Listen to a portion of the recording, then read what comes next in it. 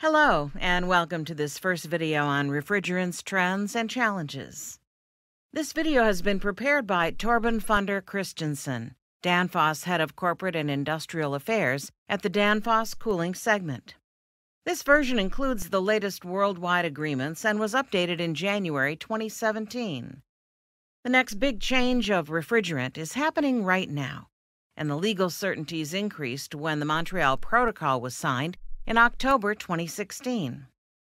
Also, a new generation of low GWP refrigerants is entering the market, and CO2 will grow even stronger in the coming years. You will also see a strong shift towards a narrow field of HFC, HFO blends. Finally, A2L refrigerants, meaning they are mildly flammable, will slowly become standard. Danfoss is an industry leader for refrigerants, and our controls, sensors, heat exchangers, and compressors will, of course, be compatible with the dominant low GWP refrigerants. Our R&D department is hard at work ensuring that our products meet current and future standards. It's complex work, and the complexity will only increase as the old refrigerants only gradually phase out. We will juggle adapting to new refrigerants while keeping old refrigerants in the market. This video is the first in a short series of two. Today, we plan to cover the megatrends in the industry and how Danfoss is responding to them. In the second video, we will discuss the way forward through the convergence and uncertainties, with focus on exploring the refrigerant groups. This illustration is a good introduction and shows how these refrigerants play a role in the overall climate and energy efficiency debate. Energy efficiency and climate are two of the most important parameters surrounding technology and application development in the industrial sector. This graph shows likelihood versus impact on the industry.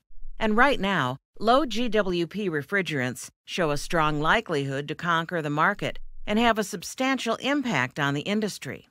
Integrated systems will also have a high impact on our industry, and the likelihood for it to happen is also high because integrated systems provide tremendous improvements in energy efficiency.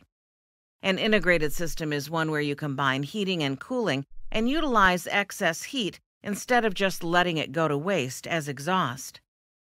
The demand response will come a little further out in the future.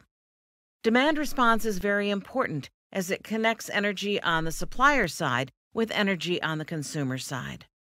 Our industry in general consumes a significant amount of electricity, up to 20% globally.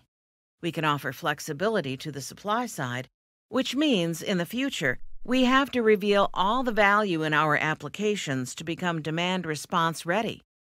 Finally, we have to mention emerging cooling technologies that are under development today, including absorption technologies and magnetic cooling refrigeration.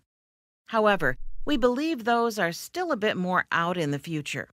For now, vapor compression will still be the dominant technology for many years to come. To see things in context, let's take a look at the nearly 200-year history of refrigerants. In the beginning, all refrigerants were natural refrigerants. So now we are closing the loop, because after a long cycle of synthetic use, many in the industry are shifting back to using natural refrigerants again. On the other hand, there have also been breakthroughs in the development of new synthetic refrigerants that have a low environmental impact. So it is our belief that there will be a twofold approach in the future, using natural refrigerants, such as CO2, as often as possible, and using new synthetic refrigerants with low environmental impact. We will also likely see new combinations that blend new synthetic refrigerants and natural refrigerants like CO2 together.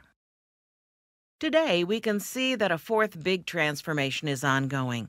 One of the important parameters to qualify new refrigerants in applications is safety.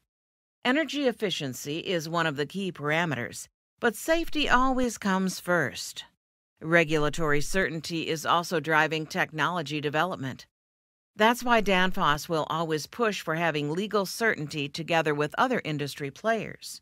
Legal certainty on new refrigerant applications is a driver for the industry to start investments in product development. Climate, safety, and efficiency are the key drivers of the refrigerant agenda, and we can see this happening on a global scale.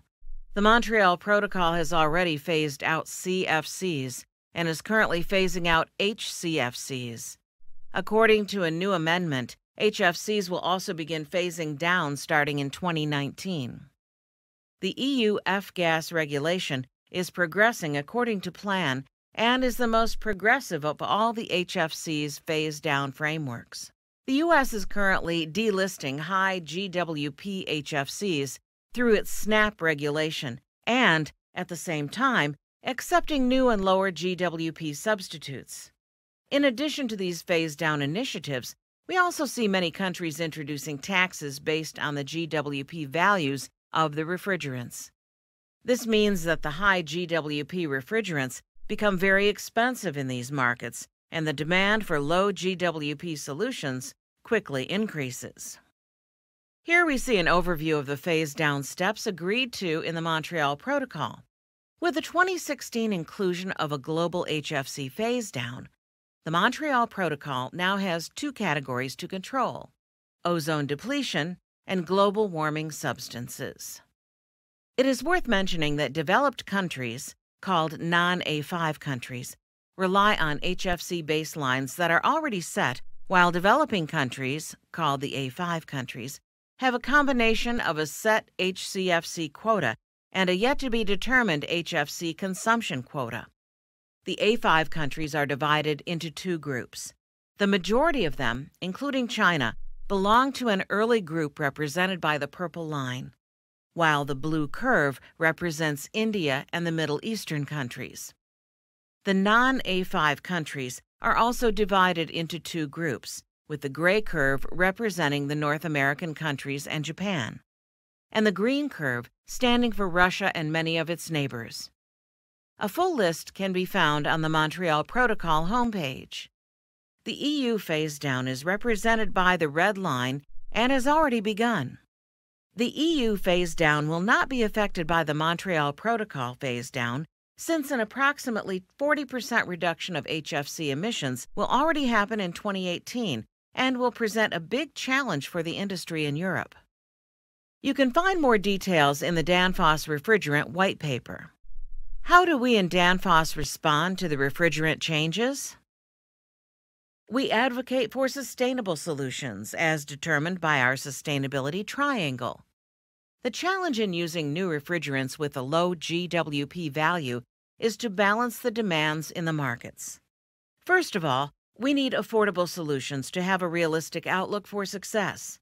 Second, we need the new refrigerants to be environmentally friendly, not only in regards to their GWP value, but also in terms of energy efficiency in the applications in which they are used.